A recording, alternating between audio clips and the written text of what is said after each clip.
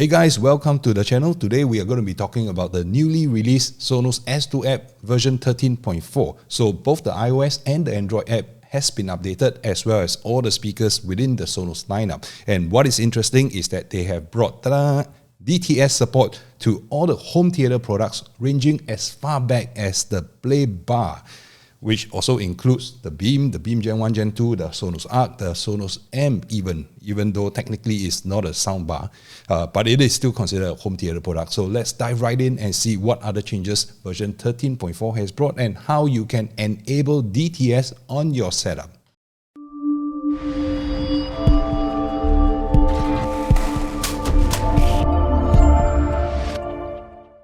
So very quickly up front, I would like to give you the summary of this video. So if you don't have time to stay around, you can just go after you listen for my next 30 seconds or so. So version 13.4, it has brought about DTS support, and this is DTS, well, not HD, not master. It's just a regular DTS 5.1 support, but that would mean that all your Blu-rays that are encoded in DTS will be able to be supported, as well as the game consoles, maybe the Xbox. Not very familiar with game consoles, but it is supposed to be able to support that. On top of that, on the now playing screen, it has a volume indicator. You will see your Sonos product, Sonos Arc, for example, and there's a number next to it. So on the scale of 0 to 100. Last time you used to be able to only see the volume estimated by the position of the bar, but now you can drag it and you'll see the number. So it's easier to match the volume across the rooms if you are playing in separate rooms.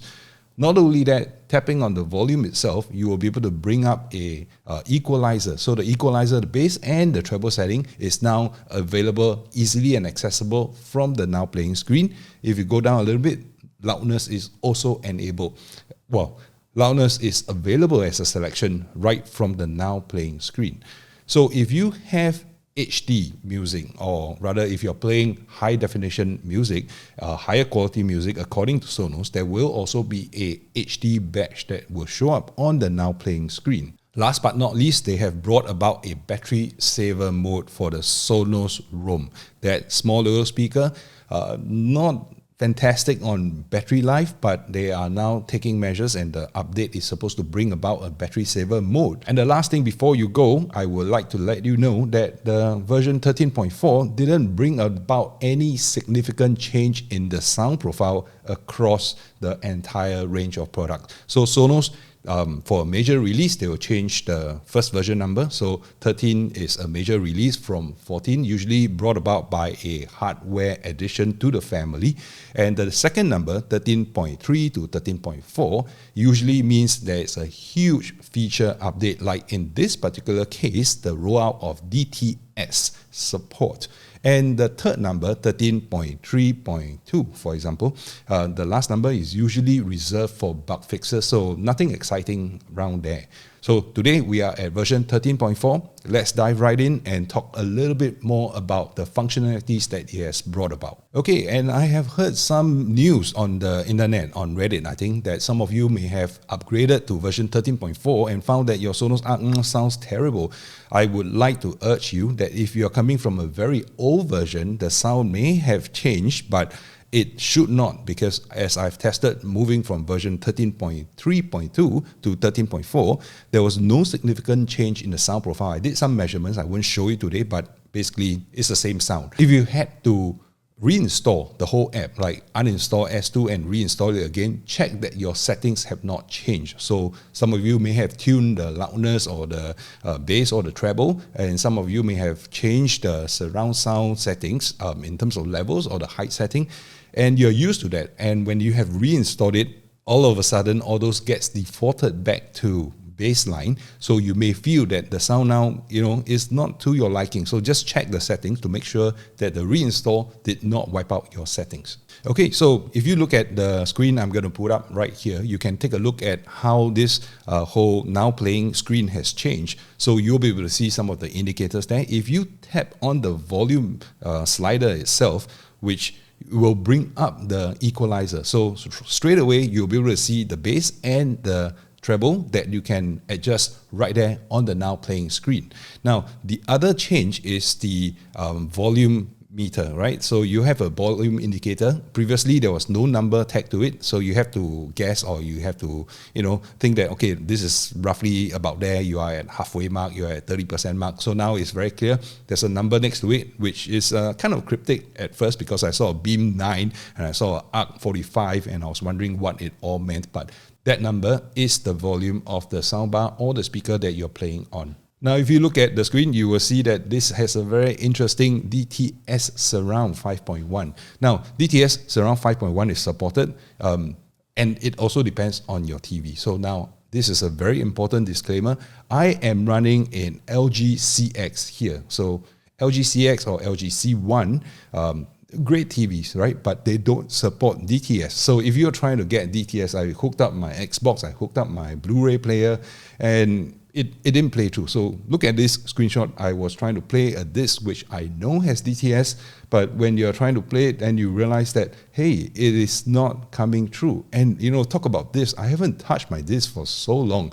And, all those anti-piracy, all those, the front part of a movie where they show you all those credits, all those, the Lion Roar, Warner Brothers, whatever it is, also irritating. My God, it's like ages, feels like ages before you even get to the movie itself.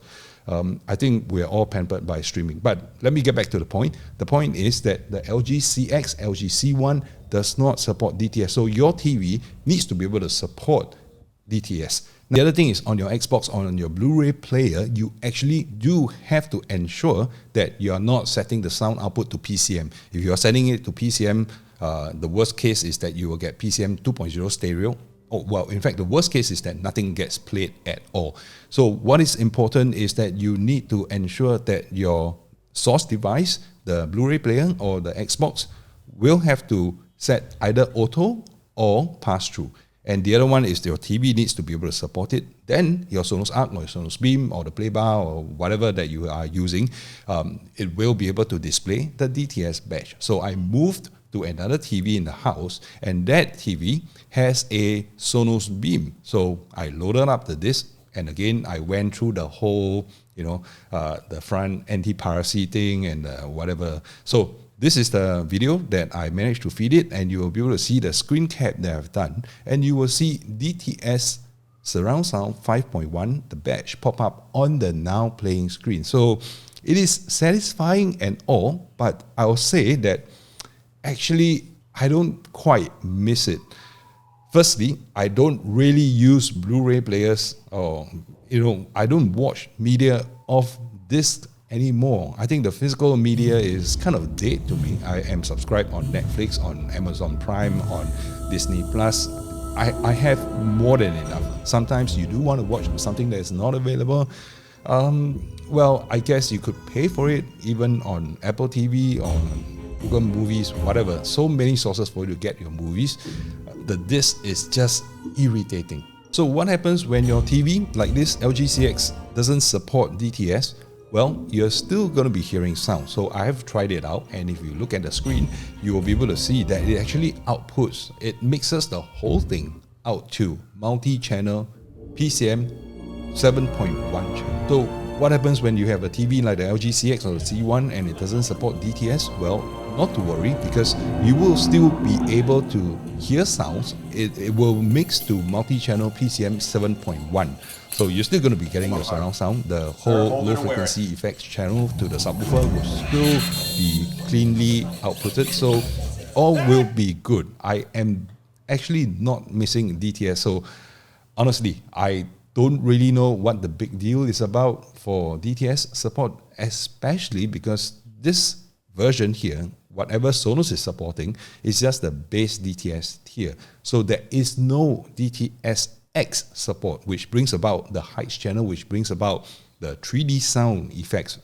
That is not available. And if you are still stuck on physical media, if you still want to buy Blu-ray discs, then I would say that most of the Blu-ray discs today, they do support Dolby Atmos anyway, or they have some form of a 5.1 or a surround sound Dolby track. So I don't think you're going to be missing much at all, if you ask me. So that's about all that version 13.4 has brought about. I think it is a big feature release. DTS support no news from Sonos on whether they will be supporting DTS X in the future.